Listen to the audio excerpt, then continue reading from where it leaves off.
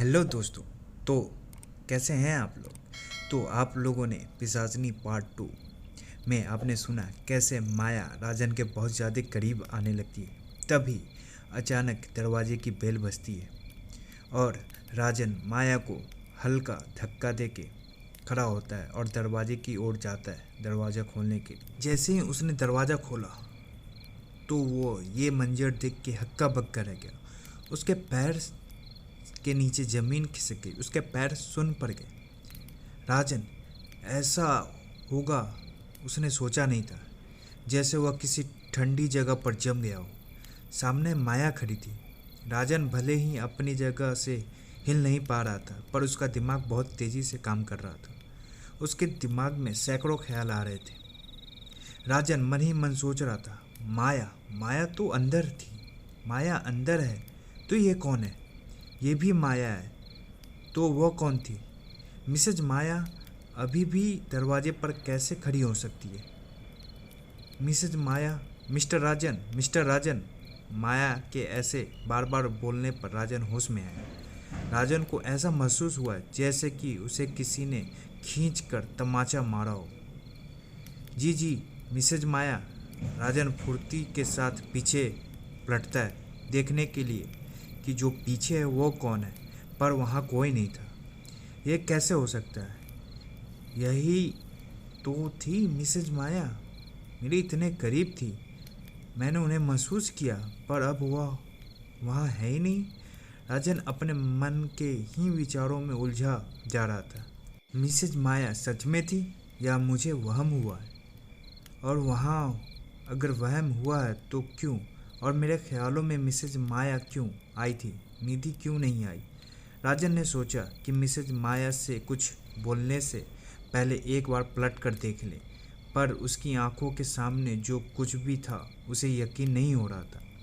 माया, mister राजन, मैं ये देखने आई थी कि आप मेरी कही बात को कितने गौर से समझ रहे हैं, पर मैंने देखा कि आप बिल्कुल भी गंभीर नहीं हैं मेरी बात को लेकर।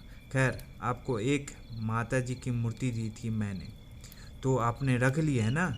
राजन, हाँ हाँ मिसेज माया, मैंने माँ दुर्गा की मूर्ति रख ली है, वहीं टेबल पर रखी है। ऐसा कहते हुए राजन टेबल की ओर पलटने लगा और राजन ने पलट कर देखा तो वहाँ पे कोई मूर्ति नहीं थी। माया, मिस्टर राजन, वहाँ तो कोई मूर्ति नहीं है। राजन, ऐसे कैसे हो सकता है, मैंने मूर्ति वहीं रखी थी, आखिर मूर्ति कहाँ चली गई। माया, कोई बात नहीं मिस्टर राजन, आपने जल्दबाजी में घर में कहीं और रख दी होगी, आप भूल गए होंगे। खैर, कल आपकी पत्नी और माँ आ रहे हैं ना। राजन, जी जी मिसेज माया, कल मेरी माँ और पत्नी निधि आ रही है। माया, ठीक है मिस्टर राजन, मैं चलती हूँ। माया वहाँ से चली गई। माया तो चली गई, पर बहुत सारी पहेलियाँ छोड़ कर चली गई। राजन अभी भी उनमें उलझा हुआ था, अभी भी खुद से ही सवाल करते जा रहा था। जितना वह सवाल करता वह उतना उलझता जा रहा था। उसने मन में ऐसे ऐसे सवाल उठ रहे थे जिनका उसके पास कोई जवाब नहीं था। माया अगर बाहर थी तो अंदर कौन था, और अगर माया अंदर थी तो बाहर कौन था। क्या मैं माया जी के बारे में बहुत ज़्यादा सोच रहा हूँ। क्या उनके यहाँ न होते हुए भी मैंने उन्हें महसूस किया। ये सब बहुत गलत है। मैं एक शादीशुदा आदमी हूँ और वो भी मुझे उनके बारे में नहीं सोचना चाहिए। वह एक शादीशुदा है और पारिवारिक महिला है। माया ने मुझे माताजी की मूर्ति भी दी थी, पता नहीं मूर्ति कहाँ चली गई। मैंने तो मूर्ति वहीं टेबल पर रखी थी। दरवाजे की घंटी फिर से बजी, टिंग टोंग टिंग टोंग। राजन ने दरवाज़ा खोला तो दरवाजे पर पीहू खड़ी थी। राजन, पीहू, इतनी रात गए तुम यहाँ क्या कर रही हो। पीहू, अंकल, मैंने आपको बहुत ज़रूरी बात बताने आई हूँ। ये जो माया आंटी है ना, जो आपके घर पे अभी आई थी और आपके घर से अभी गई, इनसे थोड़ा बच के रहिएगा, थोड़ा दूर रहिएगा। ये आपके और हमारे जैसी नहीं है। राजन पीहू की बात सुनकर हैरान और हैरानी से पीहू को देखने लगा और पूछा, क्या मतलब, हमारे और तुम्हारे जैसे ही नहीं है।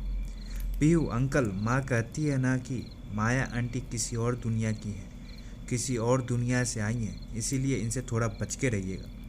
राजन ने पीहू की बात को गंभीरता से नहीं लिया।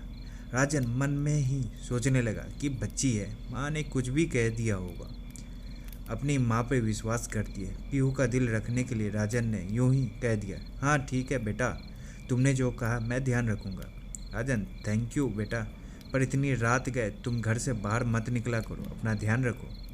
पीहू मुस्कुराते हुए अपने घर की तरफ चली गई। सोचते सोचते काफ़ी टाइम भी हो गया और राजन का सर चकराने लगा। राजन ने सोचा कि कल माँ और निधि दोनों को लेने जाना है, आराम भी ज़रूरी है, इसीलिए राजन सोने चला गया। राजन गहरी नींद में चला गया था। राजन के बगल में माया लेटी हुई थी। राजन ने देखा कि वह एक टक उसे ही देखे जा रही है। राजन घबरा गया, उसका शरीर पसीने से भीग गया। राजन को इस वक्त कुछ भी सपने जैसा महसूस नहीं हो रहा था, उसे सब हकीकत लग रहा था। उसकी सांसें तेज चलने लगी और चेहरे पर पसीना आ गया। माया राजन के और करीब आई। माया के होठ राजन के होठों के बेहद नज़दीक थी। राजन के होठ काँप रहे थे। उसने माया को जैसे ही धक्का दिया, वह एक झटके के साथ नींद से उठ गया। राजन ने पसीना पोंछा। राजन उठकर किचन की तरफ गया और पानी का गिलास लेकर वापस आया। वह बिस्तर पर बैठकर पानी पीने लगा। राजन ने एक लंबी सांस ली और राहत की सांस छोड़ी। उफ, थैंक गॉड, सपना था। यार मैं तो डर ही गया था। नींद अब राजन की आंखों से कोसों दूर जा चुकी थी। राजन को समझ नहीं आ रहा था कि वह क्या करे, इसलिए एक किताब उठकर पढ़ने लगा और पढ़ते पढ़ते कब उसकी आंख लग गई उसे पता ही नहीं चला। सूरज की किरणों ने राजन के कमरे में दस्तक दी। राजन की बंद आंखों पर जब सूरज की किरणें पड़ी तो सूरज उठ गया। राजन अंगड़ाई लेते हुए उठा और कल रात के बारे में सोचकर उसे हंसी आने लगी। बाप रे यार, कैसे कैसे सपने आते हैं मुझे। और ज़ोर ज़ोर से राजन हंसने लगा। राजन ने घड़ी की तरफ देखा। अभी तो सुबह ही हुई थी। निधि और उसकी माँ आने में अभी बहुत टाइम है और स्टेशन भी यहाँ से लगभग 1 घंटे की दूरी पर है। जाने में मुझे ज़्यादा समय नहीं लगेगा, राजन मन ही मन सोच रहा था। राजन किचन में गया, अपने लिए कॉफ़ी बनाई और निधि को फ़ोन किया। राजन, हेलो निधि, तुम लोग निकल चुके हो ना? कहाँ पहुँचे तुम लोग? निधि, हम लोग अभी हम लोग वहाँ पहुँचने में 2 घंटे लगेंगे। राजन, अच्छा ठीक है, मैं भी बस तैयार होकर निकल ही रहा हूँ। निधि, देखिए देर मत करिएगा, इंतज़ार ना करना पड़े, राजन ने आश्वासन देते हुए कहा। अरे नहीं यार, इंतज़ार नहीं करना पड़ेगा, मैं समय से पहुँच जाऊँगा। कॉफ़ी पीकर राजन फ्रेश होने चला गया। उसके बाद तैयार होकर स्टेशन के लिए निकल गया तो देखा निधि के ट्रेन को आने में अभी 20 मिनट बचे थे। राजन वहीं बेंच पे बैठकर इंतज़ार करने लगा। राजन के बगल में एक बुजुर्ग अंकल बैठे थे। अंकल जी, समय क्या हो रहा है? तुसी इत्थे ना नए नए हो की? राजन, हाँ जी अंकल जी, मैं यहाँ नया नया शिफ्ट हुआ हूँ, लगभग 1 महीने हो गया है मुझे यहाँ रहते हुए।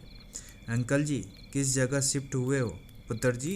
राजन, इसी शहर में अंकल जी, कांगड़ा में। अंकल जी, बढ़िया है। कौन से मोहल्ले में रहते हो? राजन हैरान होते हुए उस बुजुर्ग को जवाब दिया, जी नूरपुर। अंकल जी राजन से थोड़ा दूर हटकर बैठ गए। उन्होंने एक फीकी सी मुस्कुराहट दे दी। राजन को ये सब बहुत अजीब लगा। अंकल अभी तो मुझसे बात कर रहे थे, अभी अचानक वो दूर हटकर बैठ गए। इतने में ही निधि की ट्रेन भी वहाँ पहुँच गई। राजन ने इस बात को ज़्यादा तवज्जो नहीं दी। ट्रेन आ चुकी थी। राजन ट्रेन की तरफ आनन फानन में भागने लगा। राजन बोगी स्त्री के आगे खड़ा था जिसमें निधि और उसकी माँ आ रही थी। निधि की ट्रेन आकर स्टेशन पर रुक चुकी थी। निधि और राजन की माँ दोनों ट्रेन से उतर चुके हैं। राजन उनके पास जाता है और माँ के पैर छूता है, सामान को उठाता है और दोनों को चलने का इशारा करता है। वह लोग स्टेशन से बाहर आ जाते हैं और एक टैक्सी करते हैं। टैक्सी बुक करने के बाद वह लोग अपने घर की तरफ निकल पड़ते हैं। टैक्सी घर के गेट पर आकर रुकती है। तीनों लोग उतरते हैं। राजन टैक्सी वाले को पैसे देने के लिए अपनी दाहिनी जेब में हाथ डालता है। इधर माँ और निधि दोनों घर को बहुत ध्यान से देख रहे होते हैं। चाबी निधि के हाथ में है। निधि आगे बढ़कर चाबी से घर को खोलती है, दरवाज़ों को धक्का देती है। तभी अचानक लाइट चली जाती है। माँ, अब ये क्या? यहाँ तो आते ही लाइट चली गई। बेटा, ज़रा मोबाइल की लाइट ऑन कर। राजन टैक्सी वाले को पैसे देकर बाकी बचे पैसे लेकर माँ को जवाब देता है कि हाँ माँ, अभी आया। राजन मोबाइल का टॉर्च ऑन करता है और तीनों लोग अंदर चले जाते हैं। राजन मोमबत्ती लाकर जला देता है। राजन मोमबत्ती की हिलती हुई लौ को देखकर कहता है, आज कुछ ज़्यादा ही हवा चल रही है। हवा से पर्दे भी उड़ रहे थे। निधि, हाँ, यहाँ अक्सर लाइट चली जाती है क्या बेटा? राजन, नहीं, आज दूसरी बार गई है। वैसे जाती तो है, पर बहुत देर के लिए नहीं जाती। राजन कुछ असहज महसूस कर रहा था। उसे हमेशा की तरह लग रहा था कि कोई उसे देख रहा है। यहाँ आने के कुछ दिन बाद से ही राजन को ऐसा महसूस होने लगा जैसे कि कोई नज़रें हैं जो उस पर है। जब भी वह इस घर के अंदर दाखिल होता है, राजन इधर उधर देखने लगता है। राजन को ऐसा करते देख निधि उससे पूछती है कि क्या हुआ? राजन ने जवाब दिया, कुछ नहीं। सब लोग थके हुए थे, इसलिए राजन ने रास्ते से ही कुछ खाने के लिए पैक करवा लिया था। माँ और निधि दोनों फ्रेश होकर आए थे। सब लोग के साथ बैठकर खाना खाया। थके होने के कारण निधि और माँ सोने चले गए। राजन वहीं बैठा हुआ था। शाम हो चुकी थी। निधि थोड़ा सा घर के बाहर टहलने के लिए निकली। मंदिर देखकर निधि बहुत खुश हो गई। निधि का मन पूजा पाठ में बहुत लगता है। वह आगे भी टहल रही थी। वह मिसेज माया से टकरा गई। माया, आप मिसेज निधि रंजन की वाइफ? एम आई राइट? निधि, या राइट, मिस्टर राजन की वाइफ। माया, कैसी हैं आप? निधि, बिल्कुल ठीक। दोनों को बातें करते हुए कुछ देर हो गई तो मिसेज माया बोली, मिसेज निधि, अब मुझे लगता है कि आपको घर चले जाना चाहिए। काफ़ी देर हो रही है और इस मोहल्ले में काफ़ी देर तक बाहर रहना खतरे से खाली नहीं है। निधि के चेहरे पर अजीब सा भाव आ गए। उसने मिसेज माया से पूछा, कैसा खतरा? माया ने कहा, यह हिमाचल है, यहाँ पर जंगली जानवरों का खतरा रहता है, इसलिए ज़्यादा देर तक बाहर रहना यहाँ खतरे से खाली नहीं है। तो आप अंदर चली जाइए। कृपया कर रात को खिड़की से बाहर नहीं झाँकिएगा। यहाँ पर कहा जाता है कि भटकती रूहें भी होती हैं। तो आप अपनी सुरक्षा के लिए रात को ना खिड़की से बाहर देखिए, ना खिड़की खोलिए, ना दरवाजे खोलिए किसी के लिए। निधि ने मिसेज माया की बात को गंभीरता से लिया और हाँ में सर हिला दिया। दोनों अपने घर चली गई। निधि जब घर पहुंची तो उसने अपनी सास को ये सारी बातें बता दी। दोनों ने एक दूसरे को गंभीर भाव से देख रही थी। हमें मिसेज माया की बात को ध्यान देना होगा और रात को न खिड़की खोलनी होगी न दरवाज़ा। काफ़ी रात हो चुकी थी। सब लोग खाना खाने के बाद सोने चले गए। निधि मुस्कुराकर राजन के पास आई। उसे यही वक्त सही लगा ये बताने का कि उनकी ज़िंदगी में कोई नन्हा मेहमान आने वाला है। निधि ने राजन का हाथ अपने पेट पर रखा और मुस्कुरा दी। राजन भी जैसे समझ गया और मुस्कुराकर उसने हाँ में सर हिलाया तो निधि ने भी हाँ में सर हिला दिया। दोनों एक साथ मुस्कुराए और निधि को राजन ने गले लगा लिया। सब लोग गहरे नींद में थे। अचानक निधि को महसूस हुआ कि राजन और निधि को कोई घूर रहा है। पर्दे के पीछे से उसे दो आंखें दिखाई दी, दो लाल आंखें। ये निधि की चीख निकल गई।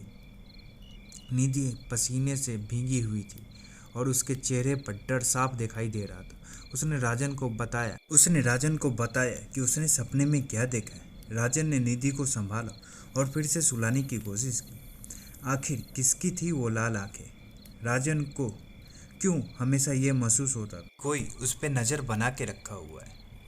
तो ये जानने के लिए अगले एपिसोड का इंतज़ार करें और लाइक कमेंट सब्सक्राइब करना ना भूलें।